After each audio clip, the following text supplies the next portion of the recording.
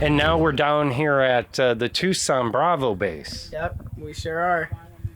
Cool. It's actually now called Camp Conklin, Conklin. How did you guys come up with the name Conklin? So, Alpha is Camp Pulaski, Bravo is Camp Conklin, and I don't remember the other two, Charlie and Delta, because I'm not so much dealing with them all the time. We came up with those. They are part of the 22. The original 22 suicides that started Veterans on Patrol. The ones that Lewis did his walk for here in Maricopa County. So they're named after veterans who have committed suicide. Yes. Okay. Yep. They're named after our vets. So kind of like a tribute to them? Yes, absolutely. Awesome. Yep. Awesome. And I don't know if we're going to continue that through every base, because we're going to have 22 bases, or we're just going to have the first 4. I'm not sure. But I know I'm hoping we do the whole 22. Okay. We'll still have Alpha, Bravo, Charlie, Delta, Echo, Foxtrot, Golf, so on and so forth. But we're going to also have, like, Bravo, Conklin, Alpha, Pulaski, Welcome to Bravo Base. My name is Robert Anderson. I'm the commander here at Veterans on Patrol Bravo Base. This is one of our GP smalls that we usually house our vets in. We usually try to put at least 6 to a tent. As you can see, there's only like 4 to a tent, so they have plenty of room. These stay pretty warm at night. They were donated to us from the general at Davis Monthan. Or the general at Fort Huachuca, I'm sorry. At Fort Huachuca. Yeah, Fort Huachuca and Sierra Vista. Okay. This is another vet housing. As you can see, this one is much cleaner. Okay. Over here we have the medical unit. These tents are from the Vietnam War. They last that's like 50, 60 years ago or whatever, and they're still up today. And you're putting good use to it. Yep, this one's from the Afghanistan-Iraqi war conflict, and I call it the caterpillar tent because it's got a double insulated layer. If you'd like to look inside real quick. Okay. You can see it's smaller on the inside than it is on the outside. That's due to the 2-foot thick wall. And this is where most of our older vets stay because it's nice and warm during the night. It keeps heating. Over here we have our fire pit. We burn a fire every night in case the Tucson PD bring in a vet for us. Sometimes they'll find a vet at a bus stop or something like that, and they might be a little bit disorientated. But if they're not too drunk or disorderly or anything, we'll take them from the police and bring them here, give them a cup of coffee, give them a meal, and put them into a warm bed. Okay. Any time of the night. Over here, these structures here are for our married couples. So they can have a little bit of privacy. Okay. Eventually, we're going to get rid of all the civilian tents, and we're going to have military-style tents. We're getting some more, but we're getting these ones from the colonel at Davis Monthan, I believe. Oh, wow. This is our supply tent. Last time I was here, it was the other tent that was supply. Holy crap. We're just processing a lot of clothing in here right now. These are in the stages of getting folded and boxed up. But the rate of clothes that we give away, because we also help out the homeless people in the area, and we'll give them a set of clothes, a set of pants, a brand new pair of socks, whatever they need. They can come in here with us. The first time they come, we'll give them good blankets. But the tendency to be, when you're homeless, is to leave your blankets in the park when it's light out and it's hot, and other people to steal your blankets. So we have 8,000 emergency blankets that were donated to us by the 300 Club. We have enough to give every homeless person in Tucson 4 of them 4 times. Wow. That's a lot of blankets. So at first we give them the good ones, and if they come back a week later, then we give them the emergency blankets, which are just as warm, but it just means they left their good blankets in the park. But we give them water, we give them coffee, we give them a food bag, and we try to take care of their medical injuries also. We got a lot of minor infection from the street people in the park. It just comes with the territory. You mean like getting cuts and not getting cuts and them getting infected? Yes. Oh wow, Robert. Yes. Wow. So we'll bandage them up as much as we can, and then call 911.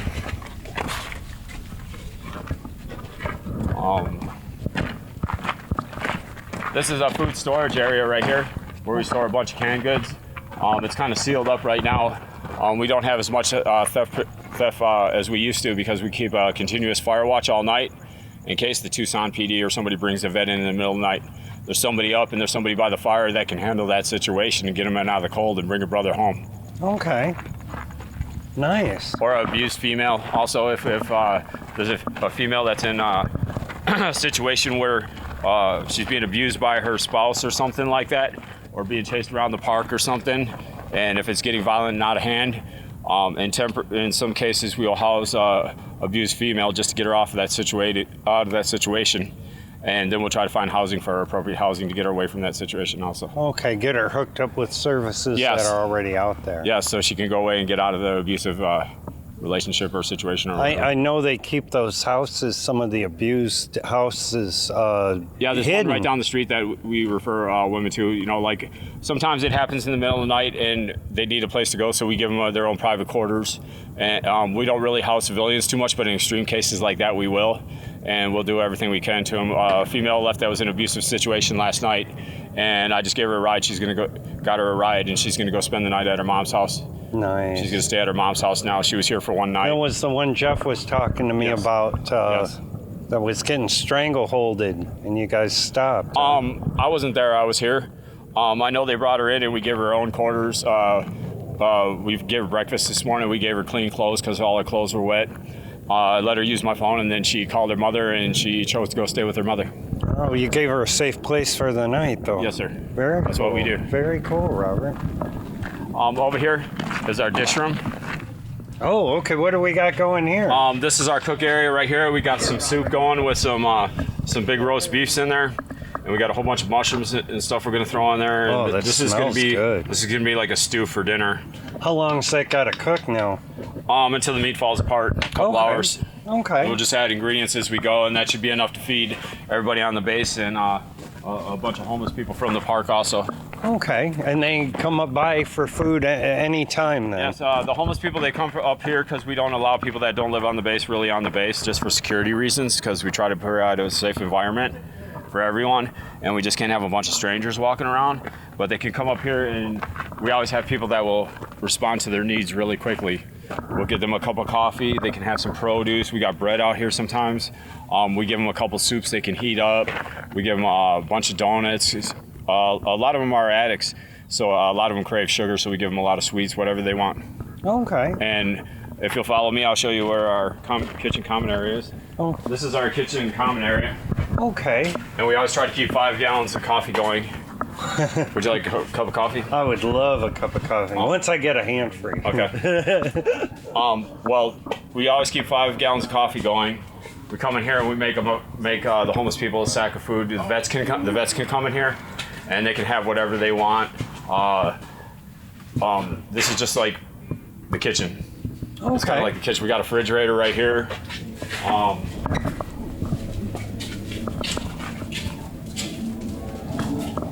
We also have a lot of dogs here at Bravo Base. We have 11 dogs. And 11 dogs. Yeah, this is where we keep our dog food. Okay. Oh, nice and refrigerated, huh? Well, it's not refrigerated. It's just so vermin don't come around and stuff like that. And so when we get up in the morning, we start to do chores. We take the trash out. We do things that like a civilized community. There we go. And try to give people some balance. Okay. And it's turning out really good. We got a good group of people here right now. We got foosball, card games. I think the biggest impact that we have seen is our success rate versus some of the other organizations out here, because we don't demand certain things that they do, but our housing numbers are ridiculously high, and they stay high, and they stay in their apartments, not only because we get them into housing, but we go check on them once a week or twice a week. We give them the furniture, the bedding, the kitchens, the pots, the pans, everything they need to survive and to live. And we help them keep off the alcohol, keep off the drugs, take them to their classes. So just because they're not on base anymore does not mean here you go, have fun, here's the wolves. But once you're in the VOP family, basically. You're in the VOP family, and there ain't no getting rid of us. It's that simple. Okay. What do you think has been one of the biggest challenges? I mean, one of the more negative sides of the 17, 18 months you've been here. Meth and heroin and alcohol. The addictions. The addictions. That is the biggest thing we are fighting, is the addictions. It makes a really good person evil, and not appreciative of what we do for them. Right now up in Mesa, they're having a lot of issues with the addictions and the theft and the trafficking of the drugs and everything else, and they're biting that in the bud right now. Who from the city do you have to meet with? They didn't even tell you? They said be expecting a phone call. Okay. Are they supposed to be calling me or you? Me? Okay. You have your phone? Huh? You have your phone? Yeah. Okay, cool. All right. Yeah. And I was like, It's a waiting game. And this is the thing is we deal with every day, that we'll have them on the right track. We'll have them fill out all the paperwork, and it's just red tape after red tape after red tape. How long have we been trying to get you into housing now? About 2 months. 2 months. 2 months, and we're still not. I was promised before the end of the year, and we're now in 2017, and he's still here. Well, I noticed. Not that I don't like him or anything, but I'd rather come see him in his apartment. Right. You know? And see, the thing is, the place that I'm trying to get is for homeless vets only. So if I go through Red Cross, therefore I'm not homeless. And the place that I'm trying to get is a lot of red tape, but it's very beneficial. So it's kind of like I'm caught between a catch-22. You know, I'm a vet, okay? I was trying to get my military disability, and for my knees and ankles, I wound up on a walker because I couldn't get help. I was almost having a disability after trying for years. And then one day I got tired and I moved to another state. I went to the VA. I made a change of address, but because I didn't go to one building and change my address, it put down, they denied me. Because of one mistake, one in paperwork. Because of one building that I didn't go to. No, you didn't. And the VA, it should be the entire VA, but it doesn't work that way. You have to go to the particular building, that one particular building, and the VA too. Well, they don't tell you this crap. You have to learn it. The hard way, by making the mistake and learning it and not doing it. Yeah. Exactly. You know? Well, so what do you think about having the additional help that you have here then? This place has helped me a lot. Yeah. Otherwise, I'd be out there with them. They help you navigate through a lot of this confusion and loops, huh? They help me. I can eat, I can sleep. I'm not on the street, and if I need help with direction, I got people here that is willing to help me. I found out I got rheumatoid arthritis in my joints, and that's the bad arthritis. And so the humidity and the cold weather was hurting me real bad, and I just didn't know. And since I came up here, I walk on a walker now, but I can walk. And I'm fixing to get a wheelchair because this is the rated number 2 VA in the nation. Oh, I didn't know that. Yeah. Wow. Tucson VA, rated number 2. Yeah, Okay. in the entire nation. Matter of fact, when I first came here, I was in Flagstaff. I left Flagstaff because it was too cold. And I run into this guy with a flag, and he kept trying to chase me down. I didn't know who the hell this son was. You thought he was a stalker or something, right? I didn't know who he was, so I wouldn't talk to him. He'd send people up to me. It's happened for over a week. So one day I walked up to him and I said, "No, why the hell you keep trying to run me down?" And I come find out it was Lewis. I wound up down here. Yeah, all it takes is one drive down here and you're hooked. I mean, we have volunteers that didn't expect to be volunteering 17 months later, when donating 17 months later. And our goal is 22 camps in the state of Arizona.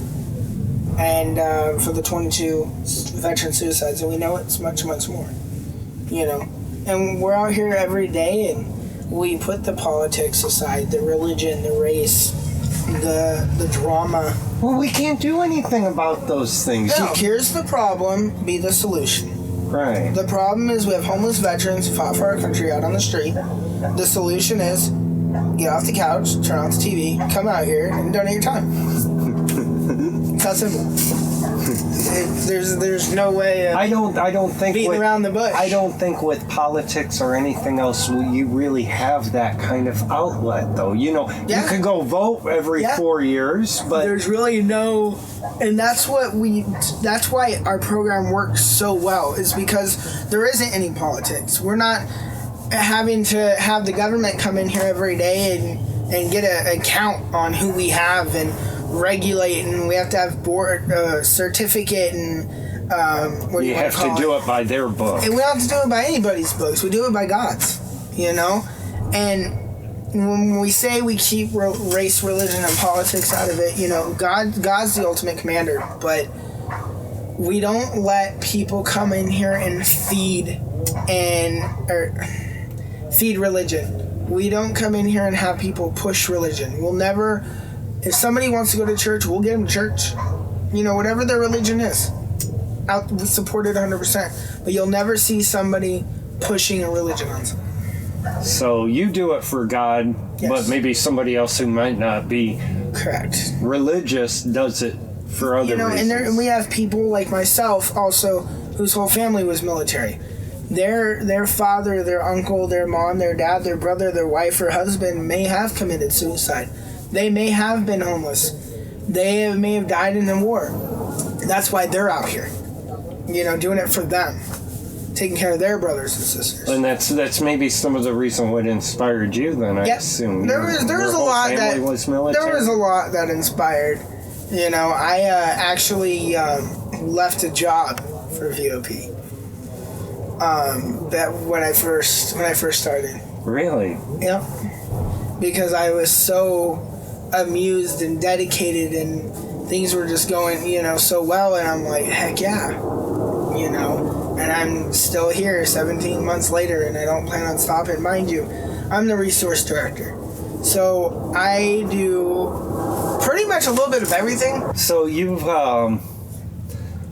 been pretty much with VOP since the beginning, huh? Yeah, I wouldn't say like the day that it started. It started August 21st. I jumped in like the second week of September, first or second week of September. So it was like 3 weeks after. What prompted you to get out there and actually get involved? It was actually pretty weird. It was interesting. I was working. I was living in a house with a roommate and everything, you know. I was on Facebook, and I belonged to a few groups out in Surprise, Arizona. Okay. And I saw something about helping homeless vets. And Eric Smaltz, he was one of the people that helped from like the day one. And I saw it, and I looked on Facebook, and I'm like, okay. Was Eric someone you knew? Eric, no. This is somebody completely random. Okay. Never met anybody before that was involved. So I thought I knew a couple people after the fact. But it was a Facebook post, and I'm watching, you know, just kind of like I'm interested. Like, what can I do to go? I don't have any money, but I can go help. And so I'm just watching it, wondering, you know, doing a little research on who they are, you know, Veterans on Patrol, who's running it, and then I see a post for they needed help with security that night. So I was like, heck with it. I'll go down there, and this was at 7th and Camelback right there at the Tango liquor store. And I got a hold of Vinny, who was head of security at the time, and got a hold of him. I was like, hey, you know, this is who I am, this is what I do, you need help. He's like, yeah, come on down. And 17 months later, Wow. still here, haven't left. Oh, it's that first security detail. I mean, was it a rough area? It was interesting. That night was quite interesting. We had a lot of shots fired in the area. It was the week of 9/11, so there was a lot of threats towards law enforcement and veterans. A lot of protests with Black Lives Matter going on. There was just a lot going on. And at the time, we were so overwhelmed. Now, mind you, this was only a 22-day thing. This was supposed to be a 22-day walkabout for 22 veteran suicides a day. Well, 22 days turned into 3 months, turned into 9 months, turned into 17 months, and we're still going. Dealing with suicide and people committing suicide that you learn to love, you learn to really appreciate. It's a tough one to hold. 2015, we had a missing vet in Phoenix. I'm also part of Veteran Search and Rescue. So I got boots on the ground, started a search party, handed out flyers, and I found the gentleman in his car on the top of a hospital, nonetheless. On the top of on the top of a hospital. In his How did he get the car in the Well, top it was his vehicle. Okay. He drove up there the same day he went missing. He'd been sitting in his car for 2 weeks with his head blown off. Oh, wow. Yeah. And did you guys actually find him that way? I did. I was with the brother-in-law. I sent the family out. I had a intuition that something with the hospital and him. And with less than 12 hours, I was able to find him and recover. I showed up. I was hoping that he wasn't going to be in there, and I was hoping I would have to talk him out of it. Maybe he's on foot. He doesn't know what to do. He's in distress. We're going to find him almost to that point, and I'd be able to talk him out of it. There's all kinds of things that run through your mind. But he was left like that for 2 weeks? 2 weeks. Just sitting in his car and on top of a hospital? On top of a hospital in the parking garage. And no one... No security said that they patrolled. Nothing. No license, no documentation. You would think that people would go to the hospital, park next to the car? Well, he was the only car up there, but there was construction going on too. So it was just a whole bunch of variables. It's a secluded place. It was secluded. You wouldn't hear a gunshot. You wouldn't hear nothing. So, of course, I had to look in the vehicle to make sure he was even in there. Did he park the vehicle and go on foot? Is he in an alley somewhere? Is he in the freaking ditch? I don't know. So, of course, I had to go, and I have the brother-in-law down the ramp. I'm up there by myself to secure the scene just in case. Sure enough, he's in there with a gun or pistol in his hand, and his brain's blown out. And that's kind of the things that we see out here sometimes. Did you ever have experience, did suicide ever hit you personally before VOP? My dad. Okay. My dad went suicide by cop. Oh. And I saw that whole thing happen, so it's not like it, and his mom did suicide too. It's unlike someone just dying, even if over sickness, a choice. It's so different. It is. Do you have any thoughts that you wanted to share on that? No. Okay. I understand. I understand. I don't think there's anything you can say. Yeah, you don't know until yeah. And hopefully it never hits home with people. But does this kind of volunteering and stuff, does that help you hang on, that you don't go down that same road? It definitely keeps me going. I've been through, I'm 23, and I've probably seen and done more than what a 23-year-old or even an 18-year-old should see or deal with. My mom passed away January 29th of 2012, and my dad January 5th of 13. So it was like less than a year apart, and it was the worst year because I was dealing with mom's death and then all the drama that took place between there and then my dad. And seeing it, I don't think it would have been as bad if I didn't have to see it. Right. I mean, it still sucks, don't get me wrong, but having to see it, and then I went off the deep end. And if it wasn't for VOP, and if it wasn't for the smiles, and everybody asks that, how can you do this without a paycheck? And I tell them I do get paid. I get paid every day. I get paid by smiles. I get paid by hugs. I get paid by thank yous. I get paid by these guys getting into housing and keeping their apartments. I can get guys into housing all day. But if they're not going to be able to work to keep their apartments, if they're not able to keep them, the it's pointless. Right. You know, there are some guys here that are here full time, that are here all the time, that are probably never going to leave long as VOP's open because of their situation. You know, and we have other bases for that. They're just incapable of maintaining a house of their own, and pretty much, or they're just on their way out type thing, or they're just so in depth and dug out of their addiction. There's just nothing, no return. yeah. You know, but we work with that. That's why we have Delta Base. You know, Delta is different than any other base. Delta is more of the guys that are stuck in their addiction. They're guys that want off the addiction, want off the drugs, the meth, the heroin. That's what we're really battling right now, is meth, heroin, and spice. Those are the three big killers right now. Meth, heroin, and spice. And they're combining everything together. Is spice still legal? No, spice is not legal. There's BK, it's the ingredients, but they're changing the ingredients every time to make it legal again. They've banned the sales. I'm sure there's still people selling it on the streets, but it's happening every day. Right. But it's a working ranch. You have Helping Hands Ministry. Helping Hands Ministry is an organization that we paired up with. They're a 501A, and we are an SSO. We're self-sacrificing. Everything's donations, no money, gift cards, gas cards only. But you work with nonprofits. We work with nonprofits, absolutely. And that helps. So we got the working ranch up there. So they do firewood, fire-safe properties, tree trimming, house. They do everything. A little bit of everything. And they're secluded away from a lot of the problems. Yep, it's a 33-acre ranch. It's hidden. It's tucked away. It's not like you can go right across the street to the park like you're Bravo, Tucson, and go get your next eighth or your next an fix. 8-ball or your next fix. You know, so it's definitely harder. We have the harm reduction model to where if they're up here at the top with their addiction, we start bringing them down. And if it takes 10 months to get them to where they went from a gallon to a pint, then it takes 10 months from a gallon to a pint. That's progress. Yeah. You know, we'll work with that. You can't just stop heroin. You just can't stop meth. You just can't stop alcohol. It'll kill you. You gotta slowly wean.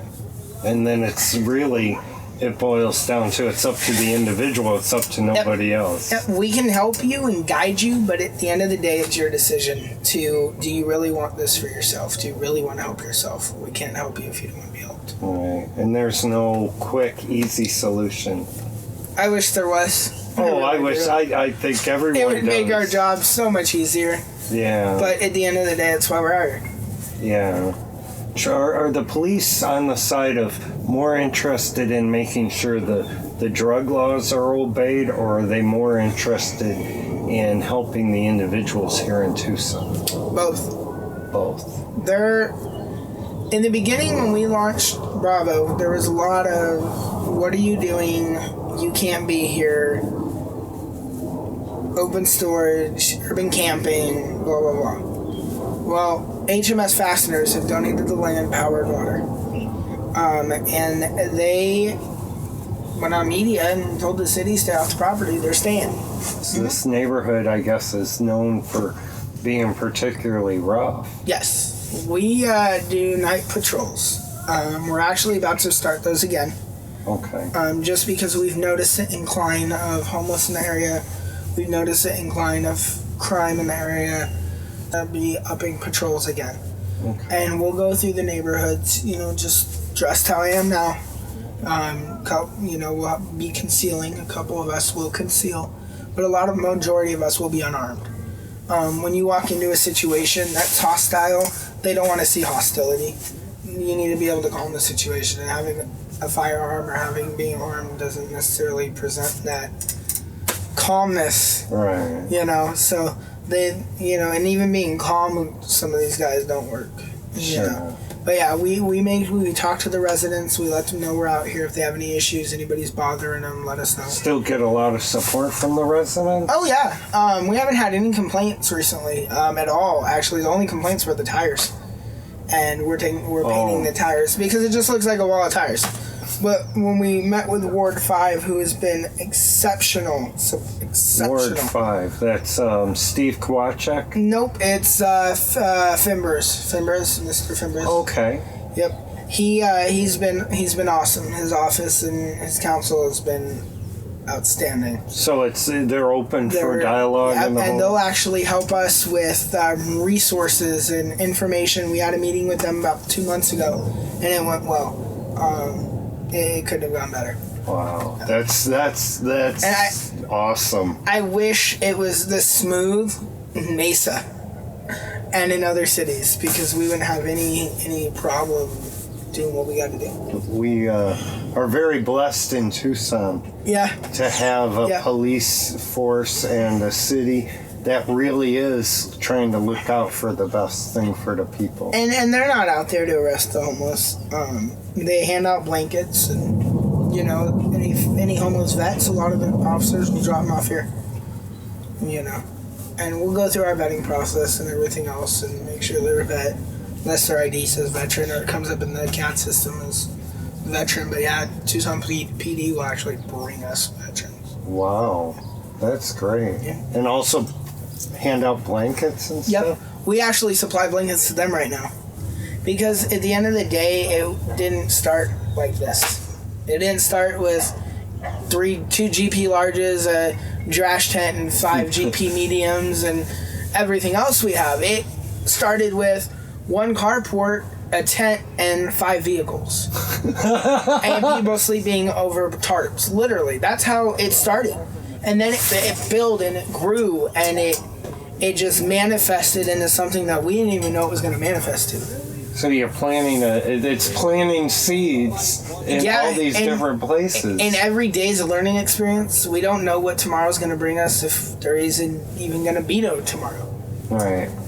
This is it's a never-ending cycle that we're making a difference, and we're only making that 5% difference compared to everything else that's going on. I mean, in Arizona alone, we've helped over 500 people get into housing. But that's 500 people. I have, here in Tucson, there's 3,200 people that are homeless, or something like that. Yeah. Just in Tucson alone. I think that's the number right now. I think it's a little higher. Not all the needs are met for these vets. And we sometimes have to go purchase those, whether it be prescriptions, whether it be, clothing or special items, insulin. What's up? Come on in. What is it? Oh, you got a donation. Looks to me like a CPAP machine. A breathing machine. Yep. For people with COPD? COPD or sleep apnea. This is awesome. I can imagine someone no longer had a use for that. Correct. And everything's here. The mask is here. The cannula, the tubing, everything's here. And this is the kind of stuff that people do. I mean, if you got extra medical supplies laying around, this is, we never want to see somebody get kicked off base, ever. But when you unfortunately bring in the drugs, when you bring in the alcohol, some of these guys just don't give it up. Negative problems, and that's like planting a negative seed in the base. And here's exactly... Is that why... Well, what were you going to say? And we give these guys multiple chances. We're a second, third, fourth, fifth chance. Okay? These guys come back. We actually had a gentleman, which actually kind of sparked VOP as well. Alex Cordero. He came back... No wife, no kids, no house, no family, no money, no nothing. Came back to the streets. And there was a lot of things that are going on in that case and a lot of stuff. But that's why, we're out here. We're out here to help them. There's guys where what we'll do is we'll do a 72-hour. You got to be off base for 72 hours. That's 3 days from the time of now. You got 72 hours. I'll see you back at 3 p.m. In 3 days. And then their goal is to stay off the drugs? And their goal, when they come back, we don't want it on base. Normally, if you're doing a 72 hours, it's because you had either heroin, meth, alcohol, some kind of drug on base that you weren't supposed to have. Or you're just lazy and you're not doing anything, and you were disrespectful and told one of the staff members to go look at themselves, or something, and go take a hike. You're not contributing. You're not contributing. We'll say, hey, 72 hours. Bye. Come back when you're ready. They'll come back sober as a bee and friggin' bust their butt and be in housing in 3 weeks later. Because they'll appreciate it. They'll appreciate it because they realize, oh, somebody actually does care. So it's not normally a permanent ban. No. Now, there are some people that, due to 3-day terms of being off base, they come back and give you the middle finger and say F you, and we're like, bye, grab your crap and get out of here. We're not going to help somebody that don't want to be helped. It's that simple. Yeah. But if we kick them out, they're more than welcome to come get food. They're more than welcome to come and get a food bag and medical treatment. We're not going to deny anybody food, and we're not going to deny anybody water.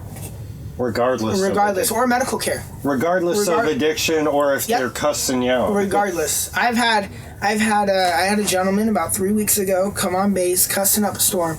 Didn't like me, doesn't like me, and I really don't care. But he was bleeding actually pretty bad. There was an incident in the park, and I wasn't going to let him bleed out because he hated me. I'm not going to let him bleed out because he's cussing at me. I told him, shut the hell up and let me do what I got to do and get off base so you don't have to look at me. I've had to kick him off 3 times before. So you're not going to treat him like they're treating... Because what's the point? Right. It's not going to get anywhere. It's going to cause fire with fire. It's going to cause more issues, and then there's probably going to be some hands-on, developing, and we don't want to go there. Okay, so just stopping people from sleeping here more involves with protecting the people who are really trying to improve. Correct. We have a 24-hour security team, so if you want to come out and do security, the goal is the people that are on base are to be safe. And like I said, if you want to be helped, we'll help you. Okay. We take the last night, for example. Okay. A perfect example, actually. Last night, we had to take one of our veterans to the hospital. It was me, Michelle, and T. We're driving back from the hospital. I'm cruising down the road, and I'm not paying attention to what's going on at Jack in the Box or Wendy's or the gas station. That's what I have them for, They're supposed to be looking out for the homeless, and maybe we'll catch a homeless vet on the way back. Well, T says, hey, that guy is beating up that woman. I'm like, wait, what? We turn around, and I fly into the Jack in the Box parking lot, almost went through the building, slammed on the brakes, turned off the car, and ran over there, and this guy had his hands around her neck. Both hands? Both hands. Jack in the Box gentleman, one of the employees already had him on the ground at this point. We had to pull him back. So Michelle, helped the woman. We're talking with her. He gets up and wants to leave the scene.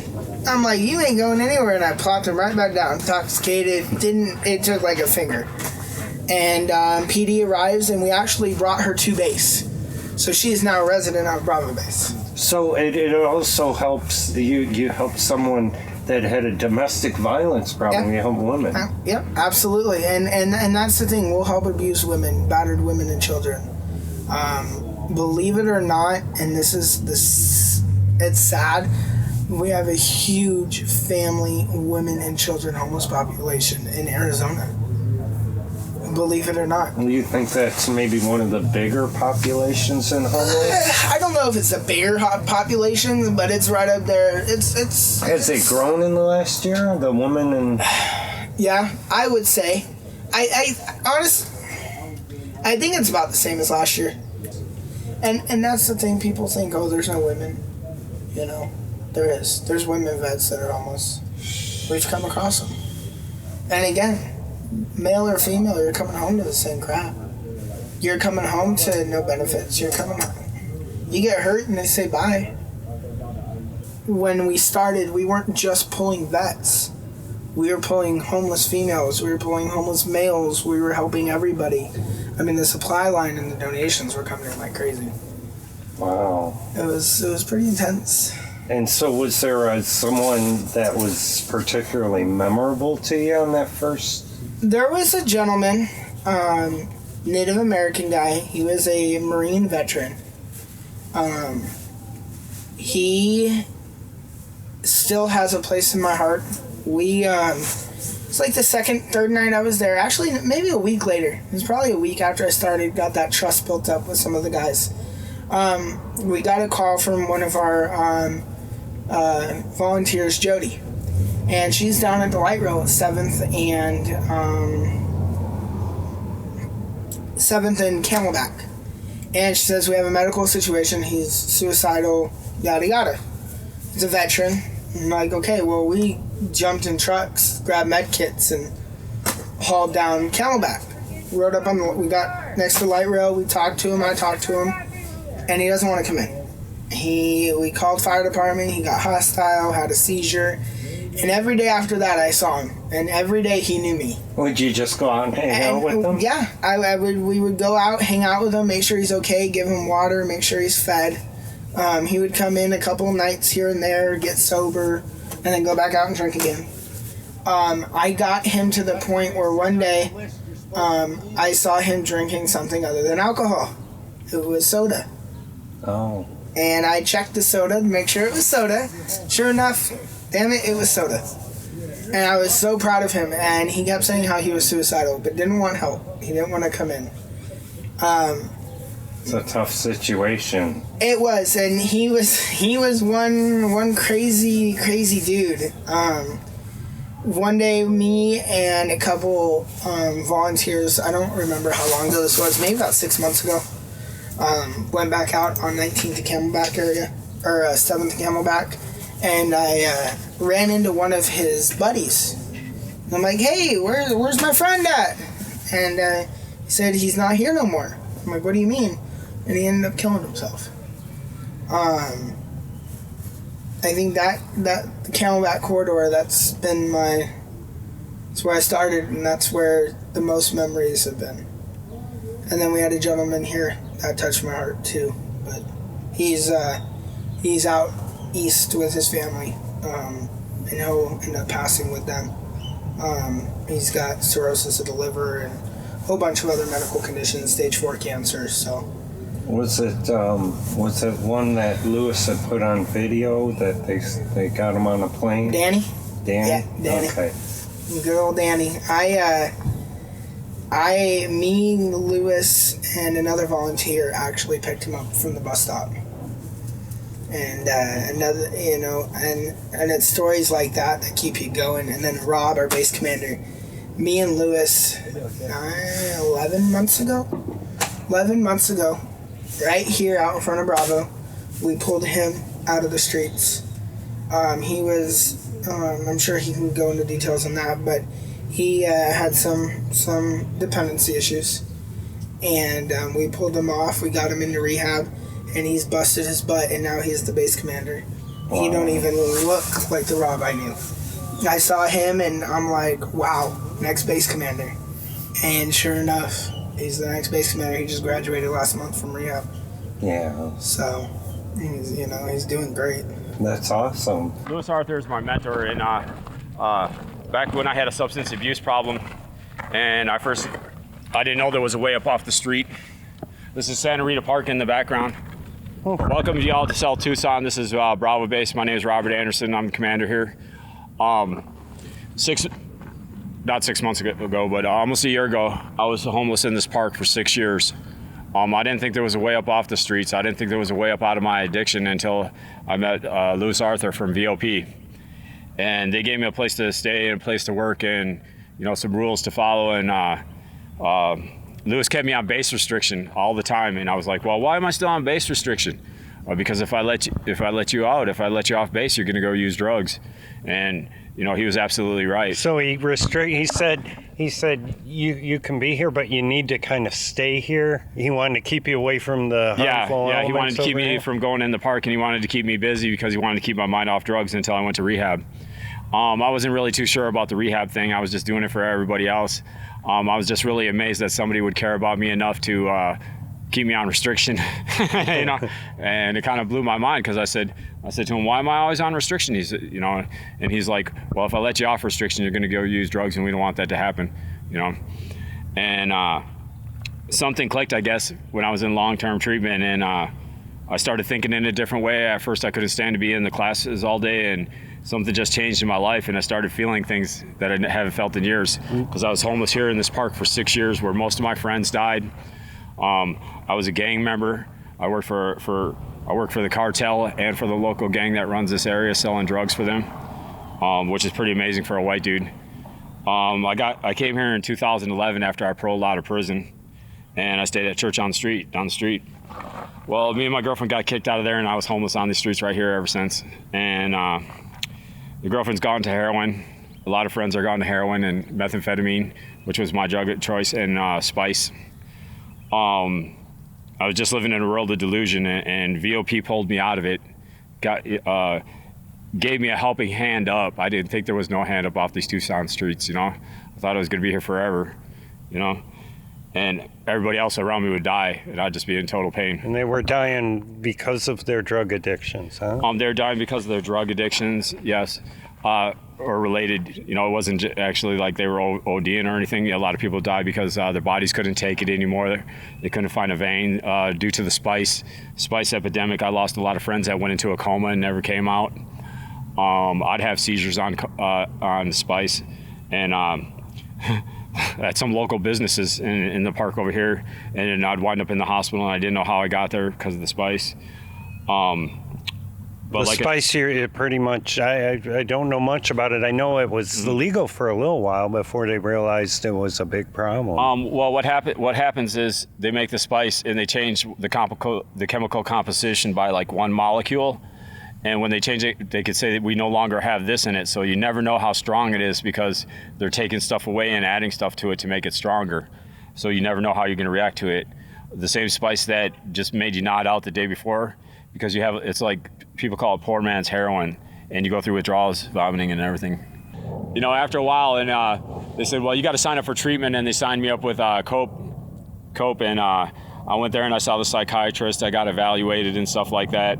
And I wasn't really trying to get into treatment. I was trying to get a bug check, a crazy check, you know, SSI, mental disability check. And so I was like, well, I'm not crazy. And they're like, no, you're just drug dependent. So I was like, damn. But anyways, so they said, well, we're going to have you go to treatment, long-term treatment. And I said, okay, how long does that take? And they said 1 month to 6 weeks. And I was like, thank you, Jesus. Now I can go back and just bullshit my way through there, and maybe something good will happen. I don't really have to go if it's that long. Well, my caseworker came 3 days later and got me. Well, she didn't really get me, but she told me there was a bed open. So I took a bus down there, and I went into rehab, long-term rehab for 6 months. You know, and it just completely changed my life. At first, I was like, I couldn't even be in the classroom. I'm like, I don't want to hear anything these lames have to say, all this psychobabble and stuff like that. And pretty soon I started sharing and feeling things that,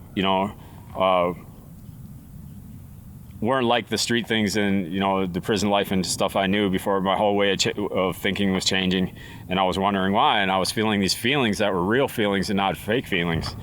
And it was kind of overwhelming at first, but I got over it. I thought I had restless leg syndrome. You know, I had to sit on my hands. I kept my bike back tire flat so I wouldn't ride out of the rehab. So you think it was something like a withdrawals you were going through then, huh? Yeah, and it was dealing with life on life's terms, you know, because I'm sorry, I don't do 12-step programs, but I do some of their terms.